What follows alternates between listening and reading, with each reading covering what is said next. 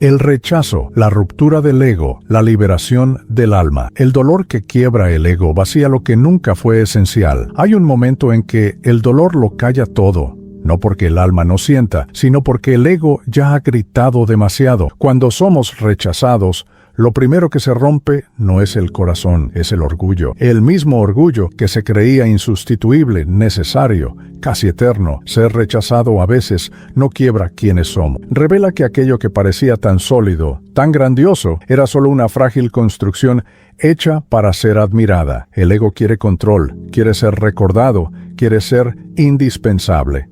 Pero el alma quiere otra cosa: silencio, verdad, descanso. Séneca decía, el primer castigo del orgullo es ser esclavo de la expectativa. ¿Y qué esclavitud es esta? Donde vivimos rehenes de la respuesta ajena, de la atención que falta, del retorno que no llega. Cuando esperamos demasiado, olvidamos estar. Marco Aurelio nos recordaba, todo lo que sucede es natural, solo duele porque esperabas lo contrario. El dolor nace de la discrepancia entre lo que creíamos merecer y lo que de hecho se nos dio, y en esa fractura entre lo imaginado y lo vivido, el ego se desmorona. Pero el alma finalmente respira. La imagen es clara, una estatua imponente, pero hueca por dentro. El rechazo no destruye esa estatua, solo la agrieta, revelando el vacío que ya estaba allí. Y es en ese vacío donde comienza la libertad, no porque sea agradable, sino porque es honesto. El alma, al fin, ya no necesita sostener el peso de la perfección. Puede ser solo ella,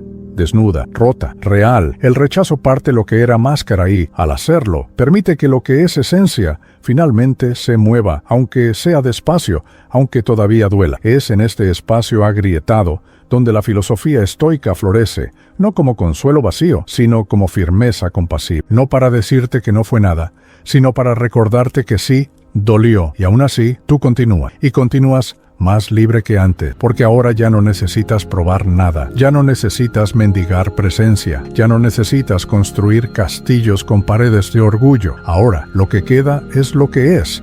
Y eso, por más simple que parezca, lo es todo. El colapso interno del indispensable. Es extraño percibir que aquello que sosteníamos con tanta certeza de repente ya no tiene sentido. Cuando nos creemos insustituibles, cualquier distanciamiento parece una afrenta, una ruptura con aquello que juzgábamos intocable. Pero lo que duele no siempre es la ausencia del otro. A veces, lo que hiere de verdad es la imagen que teníamos de nosotros mismos. Esa imagen idealizada, inflada, alimentada por miradas y validaciones. Cuando esa imagen se deshace, la caída no es de la realidad, es del ego, y cae ruidosamente. En la ausencia de quien se fue, no solo queda el vacío, queda la frustración de haberse apoyado en una idea ilusoria de importancia, de haber confundido presencia con necesidad, de haber creído que sin ti el otro no seguiría, pero siguió, y tú te quedaste con el ruido del silencio. Es ahí donde comienza el colapso interno, no porque la verdad haya cambiado, sino porque ahora se presenta sin adornos, cruda, incómoda, liberadora. La primera grieta no es visible,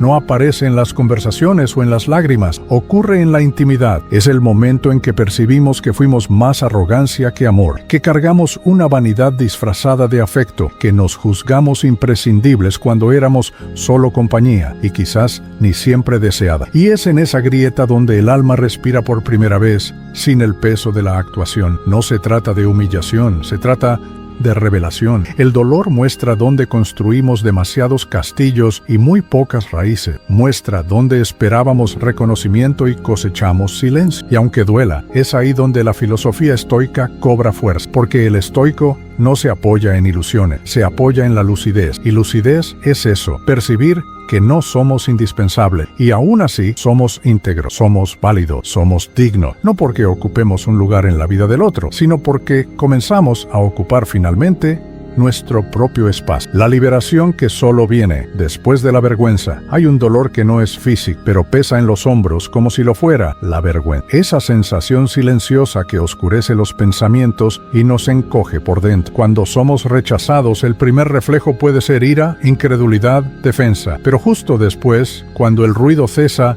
entra la vergüenza de haber sido abandonado, la vergüenza de haber creído que era diferente, de haber pensado que bastaba, y no bastó. Solo que esta vergüenza, por más cruel que parezca, encierra un secreto. Es el inicio de la liberación, porque en ella todo lo que era ilusión comienza a desmoronar. Lo que antes sostenía la fachada, la idea de fuerza, la apariencia de control, la sensación de merecimiento, se desvanece. Y cuando todo eso cae, solo queda lo verdadero, la carencia que se escondía bajo sonrisas, el miedo a ser olvidado, la dependencia emocional disfrazada de afecto. Séneca decía, el alma solo se fortalece después de ser atravesada por el dolor, y es precisamente en la vergüenza donde ocurre esa travesía. No es castigo, es un espejo. Muestra cuánto necesitábamos la aprobación ajena para validar nuestra existencia. Muestra cuán frágiles éramos aún, no por amar, sino por depender. Y en esa revelación, el alma despierta, porque todo lo que cae da lugar a lo que puede crecer de verdad. Cuando el orgullo se deshace,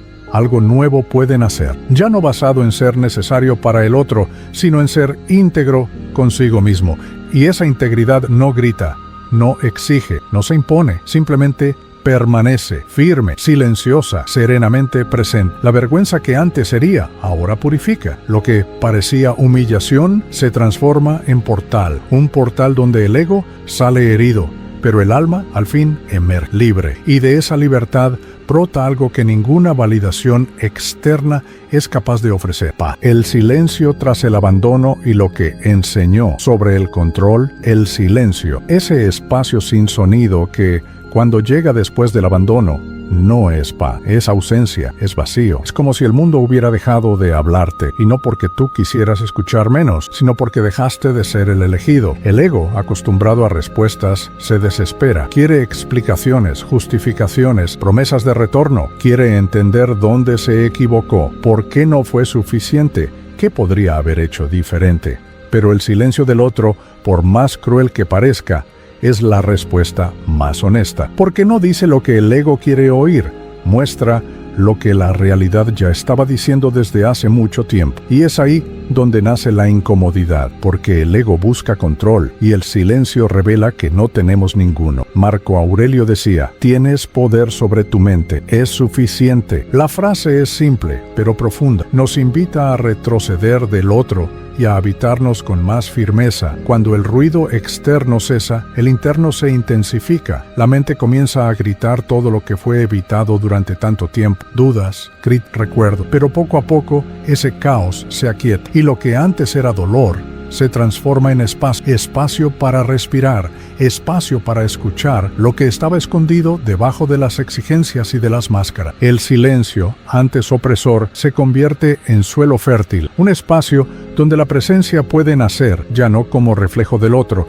sino como raíz del propio ser. Es en este punto donde el control cambia de forma, deja de ser el deseo de moldear el mundo externo y se convierte en la disciplina de cuidar lo que sucede dentro, y en ese cuidado, la libertad comienza a aparecer, ya no como ausencia de dolor, sino como elección de presencia. El silencio entonces deja de ser castigo, pasa a ser portal, un camino que no necesita explicación, solo coraje para continuar, en silencio, pero íntegro. El dolor como camino, no como sentencia. El dolor del rechazo parece a primera vista una sentencia, un fin decretado, un veredicto silencioso de que no fuimos suficientes. Pero el estoicismo, con su calma cortante, nos recuerda que el dolor no es un fin, es un comienzo, es pulido, es un pasaje. El dolor nos obliga a detenernos, sentir, a enfrentar sin anestesia aquello que, por vanidad o miedo, siempre evitamos ver. El alma herida comienza a revelarse entre los escombros del orgullo, y es allí, en el suelo de la humillación emocional, donde nace la primera semilla de la reconstrucción. Séneca decía que la virtud solo se vuelve firme después de atravesar pruebas, porque es fácil parecer fuerte cuando todo está a nuestro favor. Difícil es mantener la dignidad cuando se te niega, cuando no eres elegido, cuando todo lo que ofreciste fue rechazado en silencio. El estoico no niega el dolor, lo observa, lo integra, porque entiende que el sufrimiento no tiene por qué ser resistencia, puede ser revelación.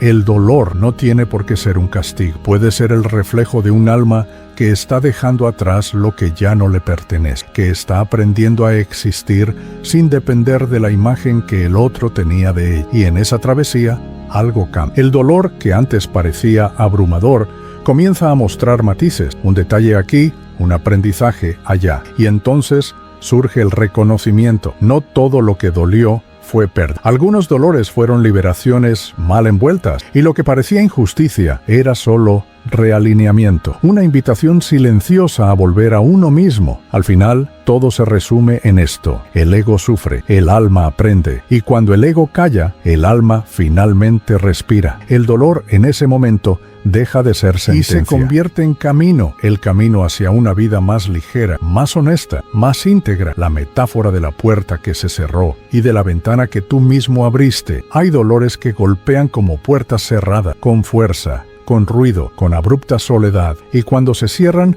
nos dejan ante un pasillo oscuro y silencioso, donde todo lo que escuchamos es el eco del orgullo herido. Pero la sabiduría estoica nos susurra otra visión: la puerta puede haberse cerrado, pero no era la única salida. Quizás era solo la que insistíamos en mantener abierta. Es en el silencio del abandono donde se percibe la presencia del alma. Cuando todas las voces externas cesan, una ventana comienza a formarse, pequeña, discreta, sin alarde, y es por ella que entra, no el otro, sino tú mismo.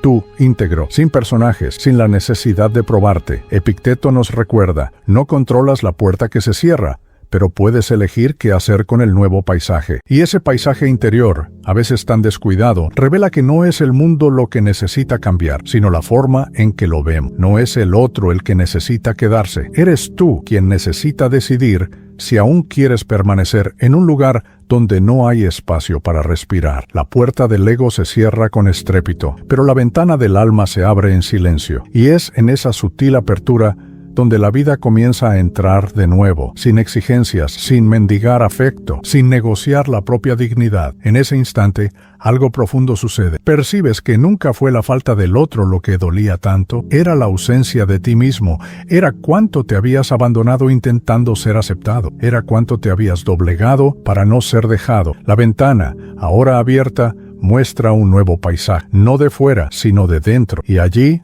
en la intimidad rescatada, la libertad finalmente comienza a nacer, porque no hay rechazo que tenga poder sobre quien ha aprendido a acogerse, porque ninguna puerta cerrada es más poderosa que un alma dispuesta a continuar. El rechazo, el dolor, pero también el corte del lazo con lo que ya no cabía. Hay dolores que parecen el fin, pero con el tiempo, con la respiración adecuada, con el silencio escuchado desde dentro, entendemos. Eran comienzos disfrazados. El rechazo que un día partió el ego, en realidad liberó el alma. Y la liberación, cuando llega, nunca es ruidosa, es una ruptura suave, como quien suelta un peso que cargó durante demasiado tiempo. Séneca concluye con una claridad desconcertante: no toda pérdida es ausencia, a veces es alivio, y ese alivio solo es posible cuando dejamos de confundir presencia con dependencia, aceptación con supervivencia. El ego grita por control, el alma susurra por verdad.